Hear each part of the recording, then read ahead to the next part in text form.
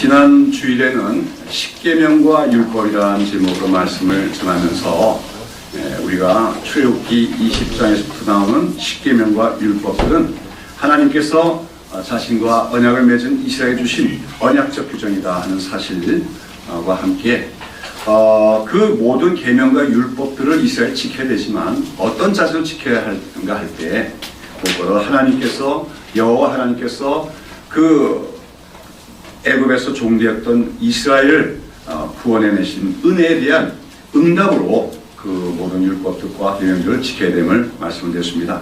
자, 근데 이제 우리가 이 십계명과 율법들을 보면 특별히 이제 그 모든 율법들의 요약이라고 할 수 있는 또 모든 율법과 계명의 모법이라고 할 수 있는 십계명을 우리가 암송도 하고 살펴보지만 사실 이 십계명들을 보면 대부분이 다 하라고 되어 있습니까? 하지 말라고 되어 있습니까? 하지 말라고 하는 그 금지 조항인 것을 볼 수가 있어요. 여러분, 이 십계명이 10개의 계명 아닙니까? 이 중에서 하지 말라는 그 금령이 몇 개나 되는 것 같습니까? 안 세어보셨죠? 십계명 중에서 하지 말라는 게 8개입니다. 그러니까 제1계명 너는 나 외에 다른 신들 내게 있게 하지 말라. 제2계명 너는 너를 위하여 우상을 만들지 말며 그 앞에 절하지 말라. 이렇게 1, 2계명부터 시작해서 하지 말라로 십계명이 나오면서 제4계명 안식일 계명과 제5계명 부모를 공경하라는 계명 빼고는 모두가 다 하지 말라로 돼 있어요. 그런데 이것은 십계명뿐만 아닙니다. 그 다음에 이제 출애굽기 21장부터 또 24장 안에 나오는 율법들, 그 외에 이제 또 레위기에도 많은 율법들이 나오는데 이 많은 십계명의 율법 규정들을 보면 이러한 그 금지 조항으로 된 금령으로 된 율법 규정들이 훨씬 더 많다는 것. 그 다음에 또 그 율법에는 그 금령들을 어길 때 하지 말라고 했을 때 어떡합니까? 거기에 대해서 아주 엄격한 징벌이 처벌이 따르고 있는 것을 봅니다. 심지어는 살인한 자는 돌로 쳐 죽이라, 간음한 자는 돌로 쳐 죽이라 등등의 아주 엄격한 그 무서운 징벌적 조항이 또 따르고 있는 걸 볼 수가 있다고 하는 것이죠.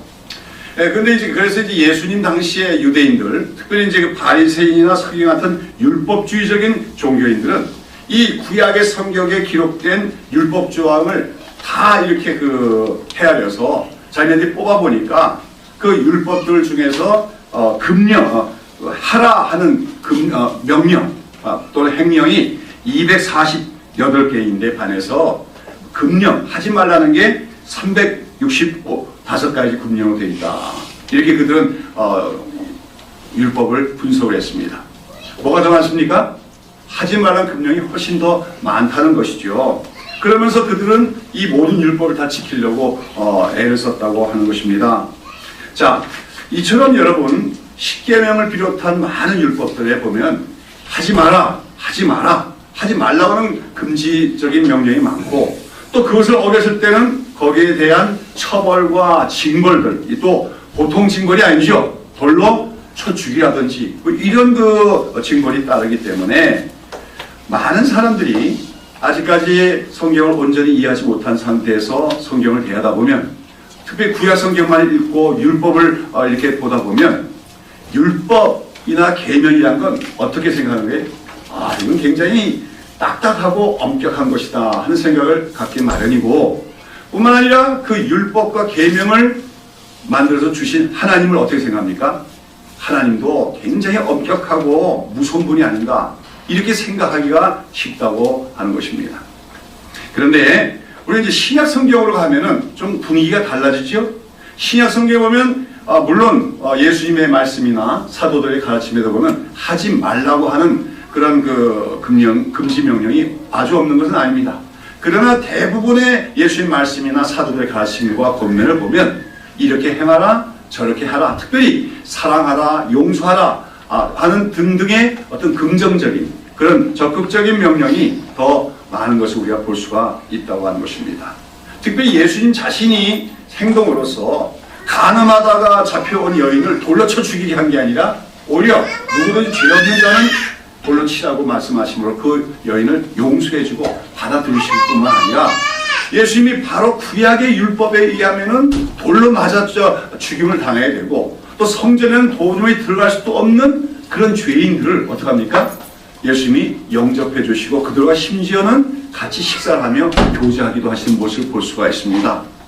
이렇게 구약과 신약의 분위기가 다르다 보니까 구약은 말하면 하지 마라 하면 죽는다 이런 식의 분위기가 있고, 신약 성경은 죄인도 용서해주고 용납해주는 그 분위기가 있고, 이러다 보니까 어떤 사람들은 그 구약과 신약을 분리해서 생각하는 사람들이 있어요. 심지어는 구약의 하나님과 신약의 하나님은 다른 하나님이다. 구약의 하나님은 율법의 하나님, 무서운 하나님, 심판의 하나님이고, 신약의 하나님은 사랑의 하나님이다.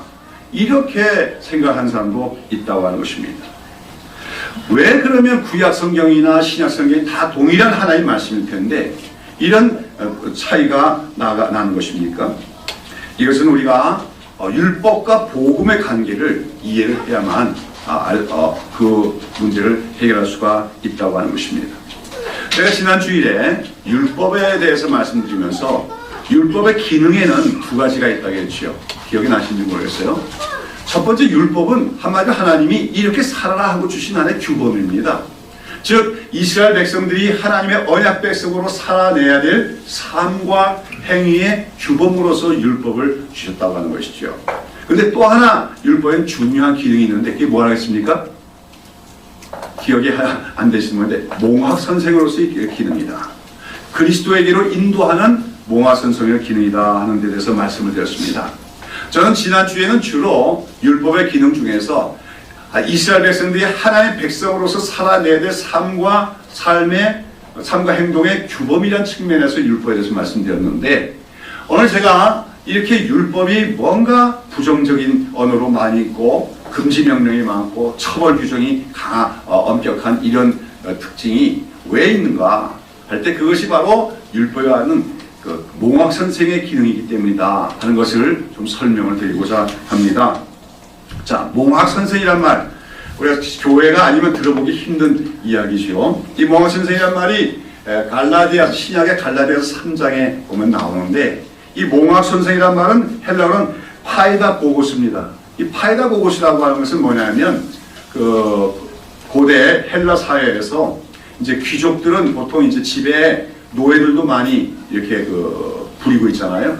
그런 가운데 자기 어린 자녀들, 아직 장성하지 않은 어린 자녀들을 이제 초등학문, 이제 우리나라로 하면 국어를 가르치고 또 기본적인 어떤 초등학문들을 가르치는 데 있어서 그걸 일을 누구에게 맡기냐면 노예들 중에서 조금 지식이 있는, 이제 왜냐하면 이제 그 고대 사회에서는 전쟁이 나면은 다른 나라를 정복하면 그 나라에서 엘리트와 같은 사람들 다 이렇게 노예로 삼게 되니까 그 노예들 중에는 그렇게 공부를 많이 한 그런 학식이 있는 노예들도 있습니다.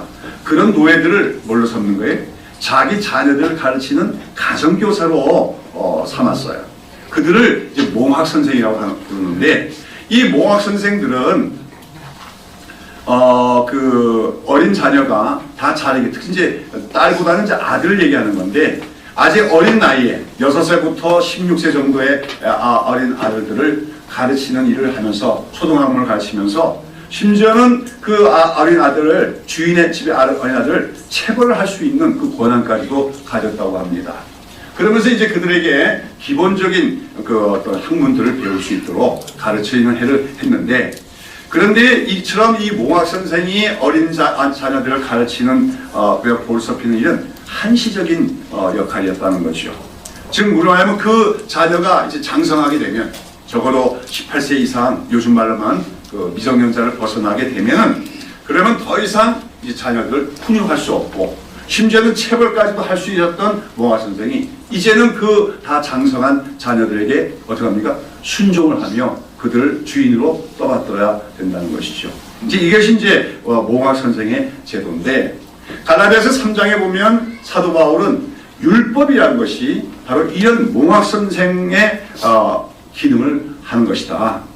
그러니까 이 몽학 선생의 기능으로서 하나님께서 율법을 주신 것이다. 그러면서 그 몽학 선생으로서 율법은 바로 사람들에게 그리스도가 오셔야만 되고, 그리스도로 말미암은 구원이 필요함을 우리에게 가르쳐주기 위해서 인도하기 위한 몽학 선생과 같은 것이다. 그렇게 설명합니다. 그러면서 이제는 예수 그리스도께서 오셨고, 이제는 그리스도로 말미암아 믿음으로 구원을 받는 시대가 되었기 때문에 더 이상 오늘 그리스도인들은 그 몽학 선생 같은 몽학 선생 같은 율법 아래 있어서는 안 된다. 율법에 얽매여 살아가는 사람들이 되어서는 안 된다. 이렇게 설명하고 있다고 하는 것입니다. 이러한 그 바울의 설명에 근거하면은 이 하나님의 구속사 속에서 그 구약 시대에 하나님께서 선택하시고 신의 손에서 언약을 맺었던 이스라엘은 한마디로 영적으로 어린 단계에 있었던 하나님의 백성들이라고 할 수가 있습니다. 몽학 선생의 가르침을 받는 자녀들은 어린 자녀이기 때문인 거 아닙니까? 마찬가지로 이스라엘은 그 당시에 영적으로 어린 단계에 있었음을 얘기하는 것입니다. 영적으로 어린 아이들을 가르치는 방법은 뭡니까? 아까 몽학 선생의 체벌까지도 하게 한 것처럼 어떻게 합니까? 여러 가지 금지 조항들이 많이 나타나게 되며 또 그것을 어길 때 거기에 따르는 징벌들이나 처벌에 대해서 세세하게 명시하고 있다고 하는 것이죠. 말하자면 아직까지도 영적으로 어린 단계에 있는 그 이스라엘 백성들이 그 처벌이 두려워서라도 뭡니까? 하나님께 순종하도록 하는 것이 율법의 구조였다고 하는 것입니다. 자, 그런데 우리가 알다시피 그 율법에 보면은 그 율법이 이렇게 하지 마라 저렇게 하지 말라 하고 그걸 어기면은 어떻게 될 겁니까? 죽으리라, 돌로 쳐 죽이라 그런 엄격한 그 처벌 규정까지도 있는데 이스라엘 백성들이 그런 율법을 지키는데 성공합니까? 실패합니까? 결국 이스라엘 역사는 그 율법들을 다 지키는데 실패한 거예요. 예수님 당시에 바리새인과 서기관들은 자기네들 지키고 있다고 말하고 있었지만 예수님은 그들이 사실 마음속으로는 율법을 지키는 것이 아님을 지적하고 계시다고 하는 것이죠. 자, 그러면 결국은 실패하고 말 것인데 그러한 지키기가 힘든 까다롭고 힘든 율법을 왜 하나님께서는 이스라엘 백성들에게 주신 것이냐? 그것은 바로 몽학 선생의 기능이다. 즉 율법을 주신 것은 어떤 면에서는 그 율법을 지키라고 주신 측면도 있지만 또 다 반대로는 사람이란 결코 그 율법들을 지킬 수가 없고 그래서 그 율법을 지킴으로 사람이 의에 이를 수가 없는 것이다. 그러므로 사람에게는 또 모든 율법이 규정하는 것들이 다 죄고 그 죄는 사실상 다 죽어야 마땅한 심각성을 갖고 있다 하는 것을 가르치기 위해서 율법이 주어졌다는 거죠. 그런 가운데 사람이 율법을 지키려고 애를 쓰면 애를 쓸수록 율법을 지킬 수 없음을 알게 하는 것도 율법의 기능이야. 결국은 율법을 지켜서는 내가 의에 이를 수 없고 하나님께 가까이 갈 수 없음을 깨닫게 될 때 그때 이제 필요한 것이 무엇입니까? 믿음이라고 하는 것이죠. 오직 믿음으로만 의롭다함을 얻고 오직 믿음으로만 하나님께 가까이 감을 얻는 것. 바로 이러한 필요성을 깨닫게 하기 위해서 율법의 그런 엄격한 업용성이 주어진 것이다. 이렇게 우리가 설명할 수가 있다고 하는 것이죠. 그러면서 사실 율법을 올바로 깨달은 사람은 그 율법을 통해서 오히려 누구의 필요성을 발견하게 되는 겁니까? 예수 그리스도의 필요성을 발견하게 되고 우리가 하나님 앞에서 의롭게 되는 것은 우리가 율법을 지켜서가 아니라 예수님을 믿음으로만 의를 얻을 수 있다 하면서 깨닫게 하는 기능이 바로 율법 안에 있다. 이것을 몽학 선생의 기능이라고 이제 사도 바울은 설명을 했던 것입니다. 여러분, 이처럼 하나님께서 아직 영적으로 어린 단계에 있는 이스라엘을 대하심에 있어서는 율법의 엄한 규정으로 대하셨다 하는 것을 우리가 볼 수가 있는 것이죠. 사실 이것은 우리가 오늘 가정교육에서는 거꾸로 해요. 우리가 오늘 우리 가정에서 자녀들을 양육하는 데 있어서는 이것은 하면 안 돼, 이런 일을 하지 말라 하는 그런 부정적인 태도로 자녀들을 키우는 것은 대단히 좋지 않은 양육 방법이라고 할 수가 있습니다. 가능하면 우리들 자녀들 양육할 때 올바른 원리를 늘 가르치되 그러나 전체적으로는 그 자녀들을 품어주고 용납해주고 격려하는 그러한 분위기 속에서 자녀들을 가르칠 수 있어야 돼요. 자, 근데 이제 제가 어렸을 때 교회를 다니면서 이렇게 제가 본 바에 의하면 수많은 한 몇십 년 전의 일입니다만은 수많은 기독교인들 가정들 중에서도 아주 잘 믿노라고 하는 경건하다고 하는 가정일수록 보면은 그 가정에서 자녀들에게 엄격한 규율을 강조하면서 앞서 말한 것처럼 이거 하면 안 되고 저거 하면 안 되고 하는 그런 식으로 가르치며 훈육을 하는 그런 신앙 교육을 시킨 그런 가정이 많았던 것을 제가 목격을 했습니다. 그래서 그런 잘 믿는 가정의 자녀들 보면 절대로 친구들과 어울려서 술집에 가서도 안 되고 화투를 쳐서도 안 되고 뭣도 하면 안 되고 이런 그 규율 속에서 살아가는 걸 우리가 볼 수가 있다고 하는 거죠. 근데 그 다음에 가만 살펴보니까 그게 바로 율법주의적인 교육인데, 그런 가정에서 자란 자녀들이 신앙생활을 잘하느냐? 둘이에요. 하나는 완전히 그냥 세상으로 나와버리는, 반발해서 나가는 사람들이 있느냐 하면, 반대로 교회 안에서 정착을 하고 교회에서 부모를 따라서 이제 자기도 교회에서 쟁법 중직자도 되는 경우 있는데, 그런 사람들이 대부분 어떻게 합니까? 아주 율법주의적인 신앙의 성향이 되는 걸 봅니다. 그러면서 자기도 엄격할 뿐만 아니라 다른 사람에 대해서도 굉장히 엄격해가지고 다른 사람들에 대해서 비판하고 정죄하는 그런 성향의 사람이 되는 것을 많이 보았어요. 가정에서 그래서 우리가 이렇게 율법주의적인 그 방식으로 교육을 하는 것은 올바른 방식이 아니다. 특히 신약시대의 복음적인 우리가 신앙 안에서는 그것은 올바른 방식이 아니라고 얘기할 수가 있다고 하는 것이죠.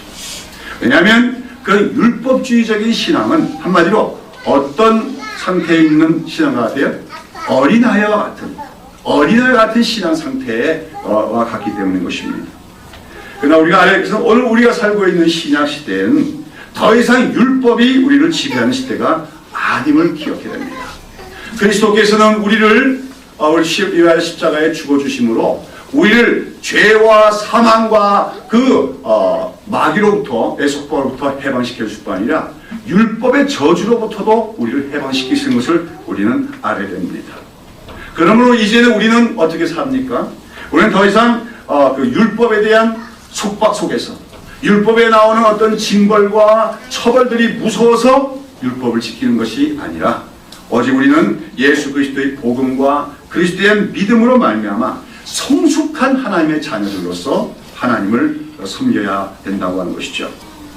다시 말해서 우리는 율법에 얽매여서 살거나 율법에 따른 그 처벌이나 징벌이 두려워서 교회도 일도 열심히 하고 무슨 어떤 종교적 규칙들을 지키는 것이 아니라 장성한 아들이 하나님 아버지를 사랑하는 마음에서 자발적이고 기쁜 마음으로 아버지의 뜻에 순종하는 것처럼 하나님을 섬기는 그런 사람들이 되어야 된다. 그런 신앙이 바로 복음적인 신앙이라는 것을 우리는 깨달아야 할 것입니다. 이러한 그 율법과 복음의 관계, 이 율법적 신앙과 복음적 신앙의 차이, 이걸 우리가 아주 잘 설명해 줄 수 있는 이야기가 바로 누가복음 15장에 나오는 돌아온 탕자의 이야기입니다. 여러분, 우리가 이제 너무 잘하는 얘기죠. 돌아온 탕자. 근데 사실은 이 누가복음 15장에 나온 돌아온 탕자의 얘기는 사실 제목이 돌아온 탕자의 얘기가 아니고 두 아들의 이야기다. 이렇게 제목을 삼으면 더 적합하다고 할 수 있어요. 두 아들의 이야기. 자, 우리가 그 얘기 너무 잘 알죠? 어떤 집에 아마 그 아버지는 굉장히 부유하고 큰 집이었습니다. 가문이었습니다. 그 집에 아들이 둘이 있었는데 어느 날 이 중에 작은 아들이 아버지에게 아주 당돌한 요구를 해왔습니다. 어떤 걸 요구했죠? 아버지 유산을 나에게 나눠주십시오. 여기 유산이라고 하는 것은 언제 받을 수 있는 거예요? 아버지가 죽어야 받을 수 있는 거예요. 그런데 이 둘째 아들이 뭐라 합니까? 어차피 아버지 죽고 나면 그 유산 나한테 돌아올 건데 그 유산 미리 달라고 얘기하는 겁니다. 뭐 하겠다는 겁니까? 내가 그 유산을 받아서 그 많은 돈을 갖고 나가서 세상의 맛을 좀 봐야겠다는 거죠. 세상에 가면 즐거운 일도 많고 향락도 많다는데 내가 다 누려봐야겠다는 겁니다. 이것은 무슨 당돌할 뿐만 아니라 당돌한 것 이상으로 무례하고 아주 불경스러운 그런 요구라고 할 수가 있겠지요. 근데 아버지는 어떻게 했습니까? 그 아들의 요청을 받아들였습니다. 그래서 그 아들이 받을 몫에 대해서 유산을 미리 줬다는 거죠. 자, 그래서 이 둘째 아들은 어떻게 했어요? 이 수많은 재산을 미리 받아가지고 아주 희낙낙하면서 집을 떠나갔습니다. 말하면 뭡니까? 나는 아버지 집에 살지 않으면 더 행복할 수 있다. 아버지 없이도 나는 얼마든지 아름답게 멋진 삶을 살 수 있다. 그러고 나서 멀리 이방 나라로 가서 그 이방 나라에는 향락도 많고 즐거움도 많고 그런 곳입니다. 그 돈을 쓰면서 즐거운 한때를 지냈지요. 그러나 어떻게 됐습니까? 갖고 있던 돈이 다 탕진됐습니다. 그리고 그 나라에 큰 흉년이 왔습니다. 그러다 보니 이제 이 사람이 말하면 실업자가 되었는데 써주는 사람이 없어요. 그래서 나중에는 돼지 움막에 가서 돼지들 치면서, 그것도 싹을 받는 게 아니라 돼지들을 치면서 돼지들 주는 그 여물을 같이 먹는 그런 신세까지 전락했습니다. 사는 게 아니죠. 차라리 죽는 게 나을 지경이 됐는데, 이때 이 아들이 누구 생각났습니까? 아버지가 생각난 거죠. 아, 나에게는 아버지가 있었지 않는가. 그동안 그는 아버지를 잊고 살았습니다. 아버지 없는 존재처럼 살았습니다. 그러나 이제 그 절망적인 상태에서 그는 아버지를 생각하게 됐고, 내 아버지 집에는 정말 종들도 많고, 우리 아버지 집에서는 종들마저도 어떡합니까? 굶주리지 않고 살 수 있는데 나는 어쩌다가 이렇게 되었느냐. 내가 아버지께 불순종하고 아버지 없이도 살 수 있다고 고집하며 아버지 유산을 받아갖고 나온 이것이, 이 말로가 이게 불행스러운 거구나 깨닫고, 여기서 그는 아버지께로 돌아갈 생각을 합니다. 그러나 아버지의 아들로 돌아가는 것이 아니라, 내가 아버지께 정말 범치 못할 그런 큰 죄를 지었으니 내가 어떻게 아들이라고 주장하겠는가. 그러나 아버지에게 가서 나를 그 아버지가 집안을 부리는 품꾼의 종의 하나로라도 여겨서 그냥 그 집에 거하면서 뭐예요? 일하면서 먹기라도 할 수 있게 해달라고, 그렇게 해야겠다 하고 아버지 집으로 돌아갑니다. 근데 어떤 일이 있었지요? 그 아버지는 그 아들이 떠나간 후에 그 아들이 돌아오기만을 기다리고 있었던 거예요. 언젠가는 그 아들이 그 세상에 나가서 살다가 절망에 빠지고 모든 것이 다 사라진 허망한 가운데 돌아온 날이지 않겠는가. 그런 기대를 가지고 아들을 기다립니다. 그런데 어느 날 드디어 그 아들이 저쪽에서 나타났습니다. 온몸은 그냥 병들고 몸이 쇠약해진 모습에 정말 누더기 같은 옷을 입고 힘없이 걸어오는 아들의 모습. 거기서 아버지는 어떡합니까? 달려갑니다. 그 아들에 달려가서 그 아들을 꼭 껴안으면서 내 아들아 잘 돌아왔다, 그렇게 아들을 영접합니다. 그때 아들은 뭐라고 합니까? 나는 감히 아버지라고 부를 수가 없습니다. 하나님과 아버지 앞에서 내가 너무 큰 죄를 지었으니 나를 아들이라고 부르지 마시고 나를 아버지 집에 뭐예요? 종의 하나로 여겨주십시오. 그러나 아버지는 뭐라 합니까? 아니다. 누가 뭐래도 너는 내 사랑하는 아들이다. 그러면서 사람들에게, 종들에게 불러서 이 아들을 목욕을 시키고 좋은 옷을 입히고 가락지를 끼워서 이 아들이 나의 정당한 아들임을 다시 사람들에게 알리라고 말합니다. 그리고 나서 그렇게 아들의 지위를 시킨 후에 아버지는 그 아들을 위해서 내 죽었던 아들이 다시 돌아왔다고 기뻐하며 큰 잔치를 벌입니다. 송아지를 잡고 좋은 요리들을 마련해서 동네 사람들 다 부르고 큰 잔치를 벌였다고 하는 것이죠. 여러분, 여기 나오는 이 둘째 아들의 얘기, 이거 바로 복음이 그것이죠. 아무리 하나님을 떠나서 죄악 가운데 살던 사람이라도 하나님께로 돌아오기만 하면 하나님은 다시 그를 영접해 주실 구원을 주시는데, 그냥 구원이 아니라 뭘로 삼아주신다는 거예요? 아들로 삼아주시는 거예요. 사랑하는 아들로 삼아주시는 거예요. 그리고 그 아들을 기뻐해 주시는 거예요. 이것이 하나님의 사랑입니다. 이런 하나님의 사랑으로 말미암아 우리가 예수 믿을 때 구원을 받는다는 것이 바로 기독교의 복음이라고 하는 것이죠. 그래서 이 비유가 그렇게 복음에 대한 좋은 비유인데, 바로 예수님 당시에 수많은 죄인들이 있었습니다. 유대인들이 보기에 죄인이에요. 이방인들 또는 세리와 창기들, 이들이 볼 때는 유대인들이 볼 때 이들은 도무지 천국에 들어갈 수가 없는 자들이었지요. 그러나 예수님은 그들을 맞이해 주십니다. 예수님이 하나님의 아들이라는 것을 믿고 하나님이 보내신 사람이라는 걸 믿고 예수께 나와 말씀을 듣는 자들을 다 품어주시며, 너희들이 이전에 어떤 삶을 살았든지 간에 어떤 죄를 지었든지 간에 이제 나를 믿고 하나님을 아버지라고 부르면은 너희들이 다 구원을 받고 하나님 나라를 기업을 받게 될 것이라고 그들에게 소망을 주며 구원을 선포해 주셨다고 하는 것입니다. 여러분, 돌아온 둘째 아들의 얘기는 바로 그런 복음의 얘기지요. 근데 예수님의 이야기는 거기서 끝나지 않습니다. 그 다음에 어떤 일이 있습니까? 큰아들의 얘기가 나오게 되는 거죠. 우리 한번 같이 볼까요? 누가복음 15장 누가복음 15장 25절에서 32절까지 한번 보시겠습니다. 같이 읽어볼까요? 맏아들은 밭에 있다가 돌아와 집에 가까웠을 때 풍류와 춤추는 소리를 듣고 한 종을 불러 이 무슨 일인가 물은데 대답하되 당신의 동생이 돌아왔음에 당신의 아버지가 그의 건강한 몸을 다시 맏아들에게 됨을 인하여 살진 송아지를 잡았나이다 하니 저가 노하여 들어가기를 즐겨 아니하거늘 아버지가 나와서 권한데 아버지께 대답하여 가라되 내가 여러 해 아버지를 섬겨 명을 어김이 없거늘 내게는 염소 새끼라도 주어 나와 내버서 즐기하시니 없더니 아버지의 살림을 창기와 함께 먹어버린 이 아들이 돌아오매 이를 위하여 살찐 송아지를 잡으셨나이다.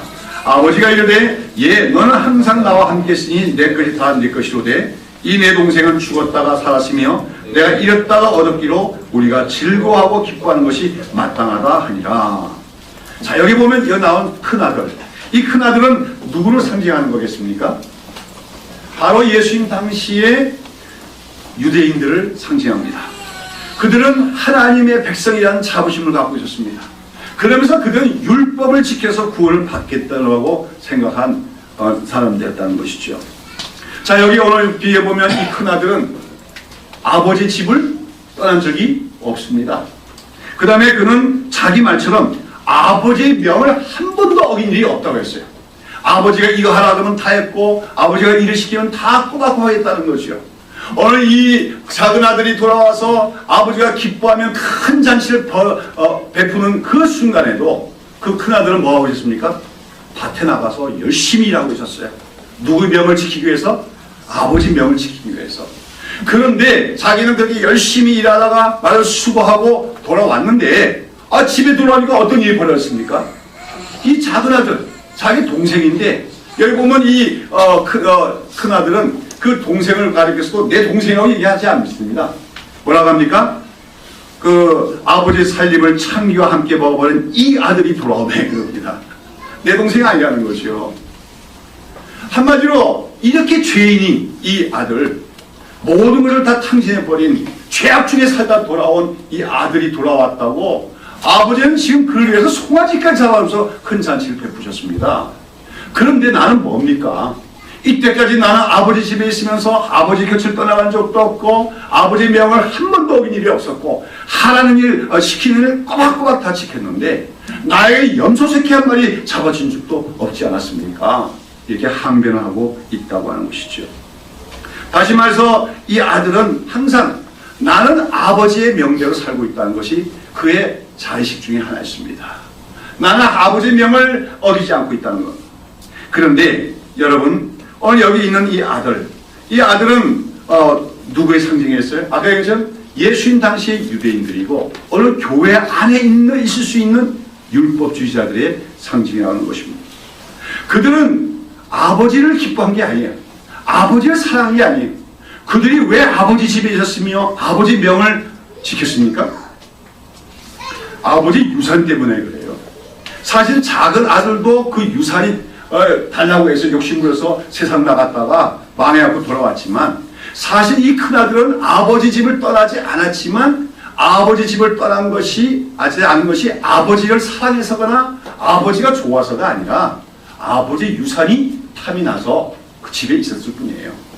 하나님 그 아버지의 명을 안 지켰다가는 아버지 유산을 받지 못하게 될까봐 그것 때문에 그는 집을 떠나지 않고 오셨다고 하는 것이죠. 이 아들은 아버지 유산을 달라고 한 적도 없고 세상적인 죄악의 향락을 누리지도 않았습니다. 그러나 그 마음에는 늘 어쩌면 하나님께 대한 불만이 있었는지도 몰라요. 내가 이렇게 수고 많이 하는데 내가 이렇게 아버지 명령대로 다 했는데 왜 아버지는 나에게 좀 좋은 것 좀 안 주실까? 여러분, 이 율법주의적인 신앙은 기복주의 신앙과도 일맥상통하는 겁니다. 율법주의자와 기복주의자는 그 동전의 양면과 같아요. 율법주의는 어떤 면에서는 하나님의 율법을 다 지키지 않으면 벌 받을까봐 무서워하는 것이 그 동기가 된 주된 동기라면, 기복주의는 내가 열심히 봉사하고 열심히 헌금하고 열심히 율법을 다 지키면 뭐 받게 될 것이다? 복 받게 될 것이다. 이 땅에서 부유하게 될 것이고 뭐 장수하게 될 것이고 건강하게 될 것이다. 그 목적이 기복주의 신앙입니다.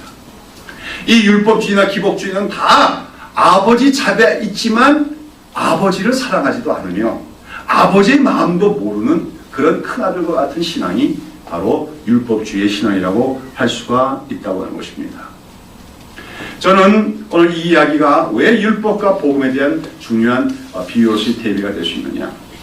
물론 예수님의 얘기는 여기서 이렇게 끝납니다. 아주 예수님이 재미있게 처리하고 있는데, 그 아들 불평하니까 투덜대니까 항변하니까 아버지가 뭐랍니까? 내게 있는 것이 다 내 것이 아니야. 너는 나와 함께 있지 않았느냐. 무슨 말입니까? 너의 기쁨은 뭐가 돼야 된다는 거예요? 네가 나 아버지와 함께 거할 수 있다는 게 기쁨이 돼야 되지 않냐, 그것이지요. 그러나 그는 그것이 아니었다고 하는 것입니다. 그렇게 갑자기 이야기는 끝나고 있지만, 만약에 예수님이 그 후속편을 얘기하셨다면, 그러면서 그 돌아온 탕자, 둘째 아들이 돌아온 이후에 어떻게 살아갔는가 하는 얘기를 기록했다면 어떻게 기록이 됐을 것 같아요? 아마 제가는 분명히 그 둘째 아들은 그렇게 아버지 품에 다시 돌아오고 아버지 집에 돌아온 이후, 아버지의 아들로서의 그 지위를 회복한 이후에 그는 아버지의 말씀에 순종하는 좋은 아들이 되었을 것입니다. 그러나 그는 큰 아들처럼 아버지의 명을 어기면은 무슨 벌 받을까봐 두려운 게 아니라 뭐예요? 자발적으로 기쁜 마음으로 순종하는 아들이 되었을 것이 분명합니다. 내가 도무지 아들로서의 지위를 회복할 수 없는 그런 죄악을 지었음에도 나를 영접해 주신 아버지, 그 사랑이 많은 아버지, 그 은혜로우신 아버지, 그 아버지를 생각할 때 그는 어떻게 합니까? 그저 아버지가 시키지 않아도 어떻게 합니까? 알아서 아버지 집안의 일들을 챙기며 일을 했을 것입니다. 특별히 그는 아버지의 마음을 늘 살펴보았을 거예요. 우리 아버지는 이웃들에게 뭡니까? 가난한 이웃들이 있을 때 특별히 뭐예요? 정말 불쌍히 여겨서 구제하기를 좋아하는데, 그러면서 틈만 나면은 그는 아버지 집 주변에 있는 가난한 자들을 돌아보면서 베푸는 일을 했을지도 모릅니다. 그는 아버지 집에서 일을 하는데 그 일을 의무로 부담스럽게 일한 것이 아닙니다. 마지못해서 억지로 일한 것이 아니고 기쁨으로 일했습니다. 아버지 집에서 일한다는 것이 뭐가 됐어요? 기쁨이에요. 보람이에요. 즐거움이에요. 내가 이렇게 하니까 아버지가 나에게 무슨 상 줄 거다? 그런 기대 없습니다. 그저 아버지와 함께 살 수 있다는 것, 아버지를 위해서 뭔가 할 수 있다는 것이 기쁨이었다는 것이죠. 여러분, 이것이 바로 복음적인 신앙입니다. 이것이 바로 장성한 자의 믿음임을 우리가 기억해야 될 줄로 믿습니다. 내가 하나님의 명대로 지키지 않으면 벌을 받을까봐 무서워서, 아니면 또는 내가 하나님의 말씀대로 이것도 지키고 저것도 지키고 하면은 복 받을까봐, 이렇게 어떤 신앙의 동기가 되는 신앙은 모두가 율법주의적인 신앙이요, 어린 아이와 같은 신앙입니다. 그러나 이제 우리가 더 이상 그런 어린아이의 신앙에 있어서는 안 된다는 것이요. 우리가 예수 그리스도를 믿어 구원을 받은 하나님의 백성들은 본질적으로 새 언약의 백성으로서 더 이상 율법에 매인 어린아이 같은 신앙이 아니라 장성한 자의 아들의 마음으로 하나님을 섬길 수 있는 우리가 되어야 됩니다. 그리고 그 장성한 아들의 마음은 다름 아니라 바로 하나님 아버지의 마음을 알고 이해하는 것이라고 할 수 있어요. 여러분, 진정한 효자는 어떤 사람이 참 효자냐면 아버지에게 선물을 많이 좋은 거 가져온다고 해서 효자가 아니에요. 아버지의 마음을 이해하고 아는 사람이 정말 참된 효자입니다. 여러분, 돈벌이 잘하고 성공하니까 아버지에게, 부모에게 좋은 선물 많이 할 수 있어요. 그러면서도 그 마음으로는 아버지의 마음, 부모의 마음을 헤아려 보지도 않을 수도 있는 것입니다. 아버지가 제일 좋아하는 거, 기뻐하시는 일이 뭔가를 생각해보지 않은 사람들이 있을 수 있다는 거예요. 그러나 내가 가난할지라도 부모의 마음을 헤아려 아는 사람이 있어요. 그러면서 정말 작은 것이지만 아버지의 마음, 부모의 마음을 기뻐하게 하는 게 뭘까? 그것을 궁리하고 그걸 드리기를 기뻐하는 사람, 그게 참된 효자가 아니겠습니까? 오늘 우리가 하나님의 백성으로서 더 이상 어린아이와 같은 율법 안에 있는 자가 아니라 우리는 율법으로부터 해방되어진 참된 하나님의 아들로서, 성숙한 하나님의 자녀로서 하나님을 섬길 수 있는 우리가 되어야 됩니다. 그러기 위해서 우리는 무엇보다도 하나님의 마음을 아는 자들이 되어야 된다는 것이요.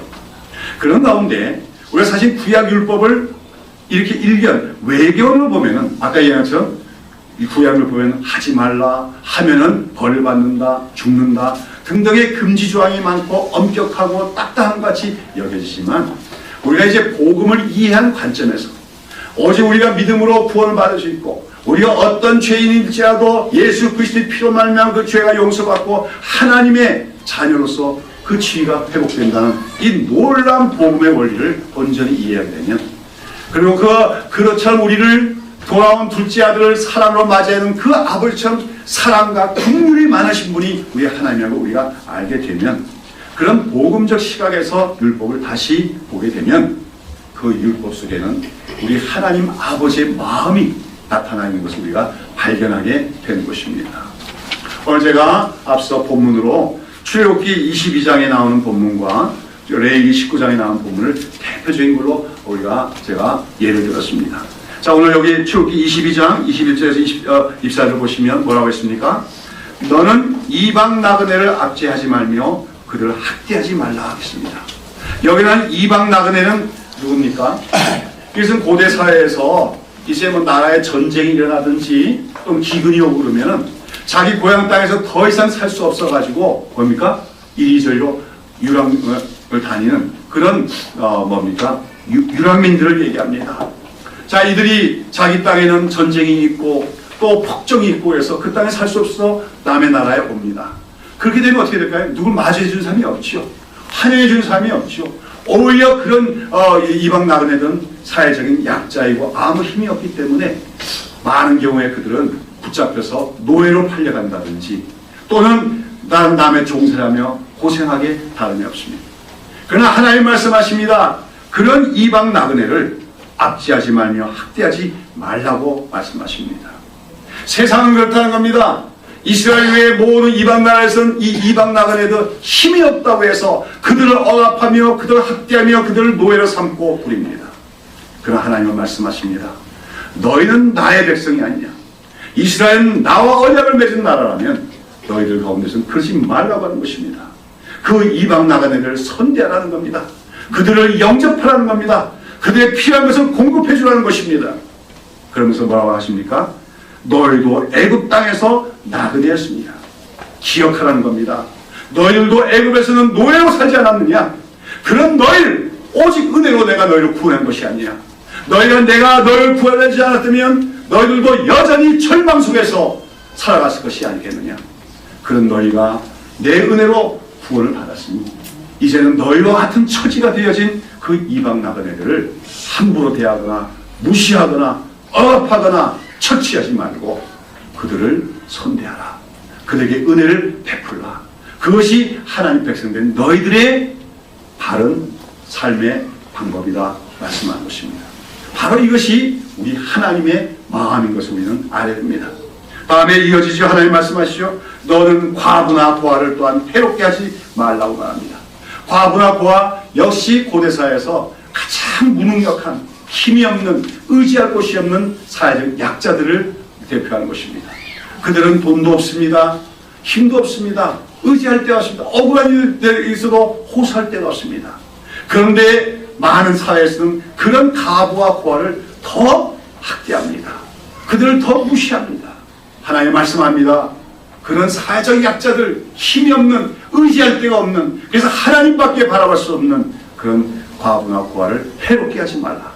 그러면서 뭐합니까?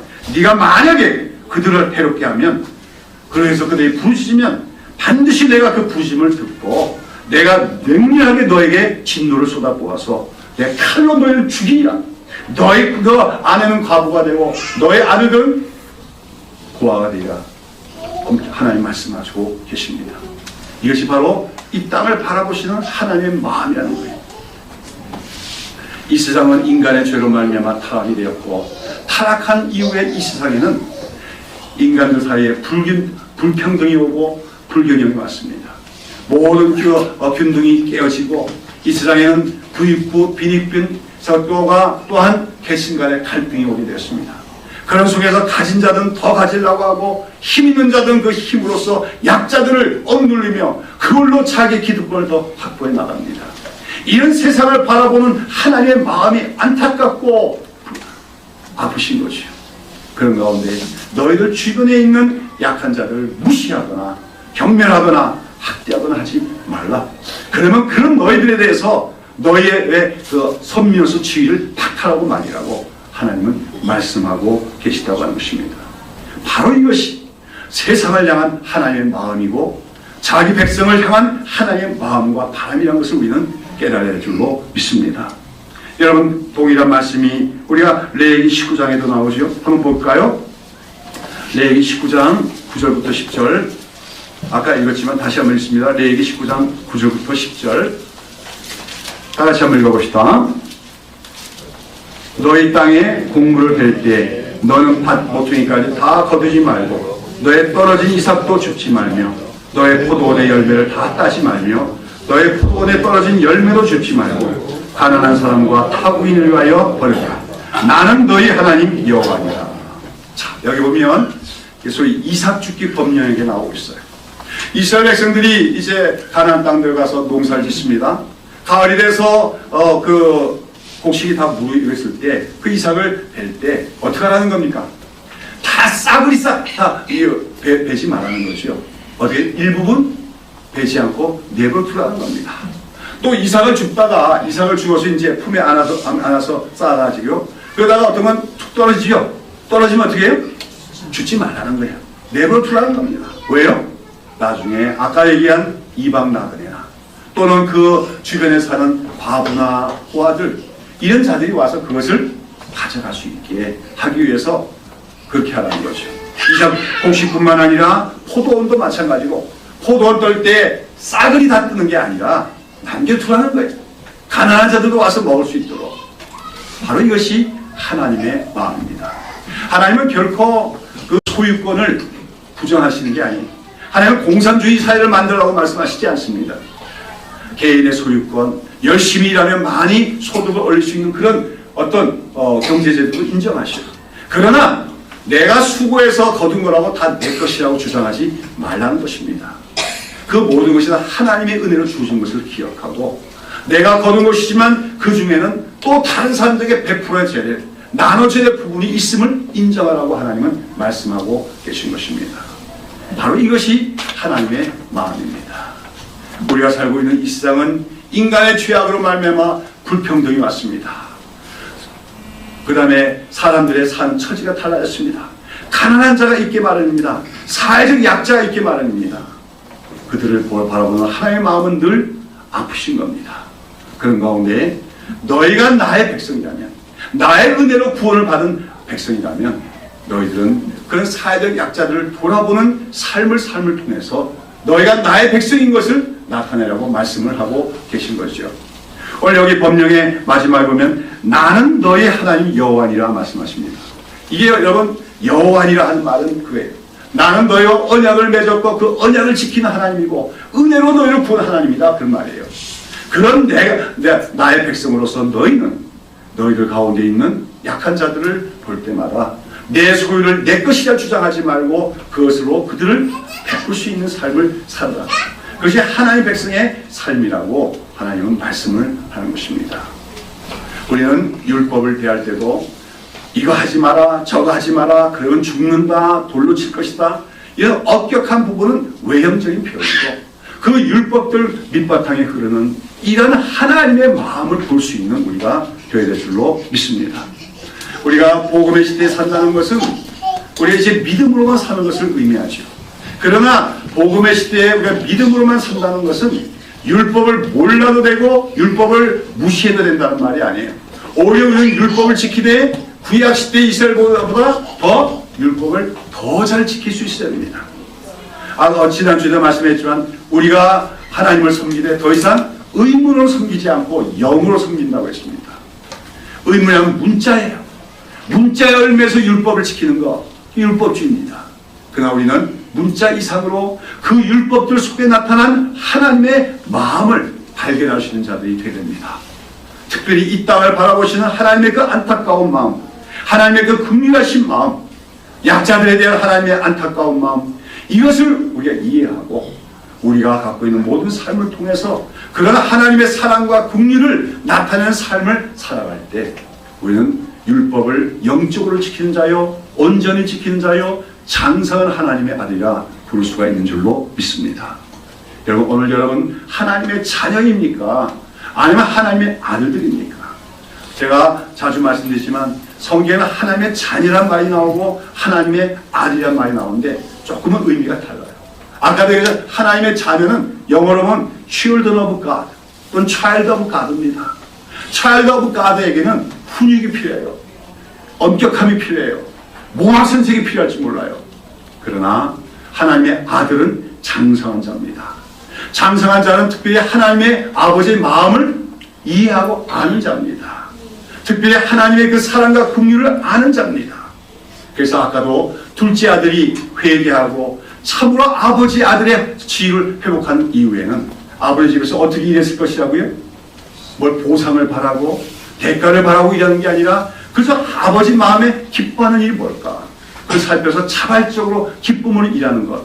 그것이 바로 복음적인 신앙의 자세인 것처럼 오늘도 우리가 성경을 연구하는 목적은 바로 그 성경들 속에 또 율법들 속에 나타난 하나님의 마음을 발견하고자 함임을 알아야 됩니다. 그러면서 말씀의 연구를 통해서 하나님의 마음을 알아가야 돼요. 그리고 기쁨으로 자발적으로 하나님의 뜻에 순종하는 주의 백성들이 될 때 우리는 더 이상 연약하고 어린 하나님의 자녀가 아니라 장성한 성숙한 하나님의 아들로 불릴 수 있는 줄로 믿습니다. 특별히 장성한 하나님의 아들들은 하나님의 마음을 알고 특별히 그 하나님의 사랑에 의해서 강권되어진 삶을 사는 사람이라고 얘기할 수가 있습니다. 여러분, 우리 고린도후서 5장 13절부터 15절을 한번 보시도록 하겠습니다. 고린도후서 5장 13절부터 14절, 15절 13절, 14절 같이 읽겠습니다. 시작. 우리가 만일 미쳤어도 하나님을 위한 것이요 만일 정신이 온전하여도 너희를 위한 것이니 그리스도의 사랑이 우리를 강권하시는도다. 우리가 사랑 같건대 한 사람이 모든 사람을 대신하여 죽었은즉 모든 사람이 죽은 것이다. 여기 보면 사도 바울은 그리스도의 사랑이 우리를 강권하시는다. 이 강권한다는 말은 뭐냐면 영어로 컴펠인데 이거 막 몰아내는 걸 의미합니다. 나는 가만히 있으려고 하는데 우리가 아주 그 경류가 흐르는 그 시내 같은 데 가서 강물에 가서 물놀이 하려고 어떻게 합니까? 그 경류의 그 물줄기가 우리 막 밀어내잖아요. 그렇죠? 우리 가만히 있는데도 떠내려가게 되잖아요. 그게 컴펠입니다. 강권이죠. 강하게 드라이브 한다는 말이에요. 무슨 말입니까? 나는 가만히 있으려고 하는데도 가만히 있지 못하게 어떤 힘이 있다는 거예요. 동력이 있다는 겁니다. 그게 뭐라는 겁니까? 그리스도의 사랑이라고 하는 것이죠. 여러분, 우리가 만일 미쳐서도 하나님을 위한 것이요 사도 바울은 복음을 위하여 미친 자처럼 일했습니다. 수고를 마다하지 않았습니다. 그 고생하면서도 복음을 전했고 누구에게도 어떤 대가를 바라지 않고 그 값진 복음을 전하고자 힘썼습니다. 교회를 위하여 수고했습니다. 비난을 받으면서도 교회를 위하여 희생했습니다. 자기를 보고 누가 미친다고 할지라도 자기가 그렇게 수고를 할 수밖에 없는 것은 그리스도의 사랑이 나를 강권하시기 때문이라고 얘기합니다. 오늘 우리 그리스도인은 우리 성숙한 하나님의 자녀들은 그리스도의 사랑에 강권된 자, 하나님 아버지 사랑에 강권된 자가 되어야 돼요. 내가 그냥 사는 게 아니라 가만히 있을 때 하나님의 사랑이 나를 가만히 있지 못하게 하는, 그래서 내가 이웃들에게 사랑을 베풀지 않을 수 없고, 그래서 내가 복음을 위하여 수고하지 않을 수 없고, 교회를 위하여 봉사하지 않을 수 없는, 그래서 그것도 기쁨과 자발적인 마음으로 봉사하는 그런 하나님의 백성이 되어질 때 우리는 온전한 그리스도인이요 장성한 하나님의 아들이 될 수 있는 줄로 믿습니다. 사랑하는 여러분, 오늘 율법과 복음의 관계를 온전히 이해하고 율법을 대하더라도 율법의 문자에 얽매는 것이 아니라 그 율법 속에 녹아있는 우리 하나님의 마음을 이해하고 깨닫는 여러분 되시기를 바랍니다. 그래서 그 하나님의 마음을 알기에 그 하나님의 사랑에 응답하는 자세로서 하나님의 말씀에 순종하기를 기뻐하는 즐거움으로 그 뜻에 순종하는 삶을 살아가는 우리 모든 성숙한 그리스도인 하나님의 아들들이 다 되시기를 예수님의 이름으로 축원합니다. 기도하겠습니다.